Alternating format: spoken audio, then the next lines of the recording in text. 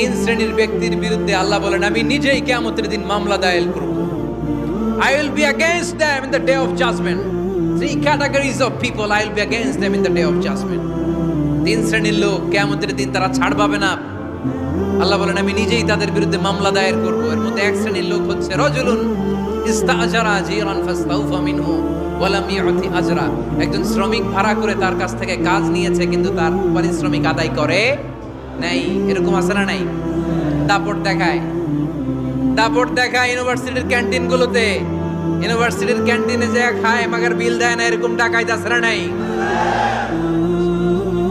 চায়ের দোকানে চা খায় পরে দিমু বিল দেয় না, আছে না নাই? দোকানে যে পণ্য কিনে বিল দেয় না, পরে দিমু, আছে না নাই? কিয়ামতের দিন আল্লাহ তোর এই মাস্তানি ছুটাবে, চিল্লা এখন ঠিক কিনা? আনা খাসমুহুম, আমি নিজেই তাদের বিরুদ্ধে মামলা দায়ের করব। কথাটা কার?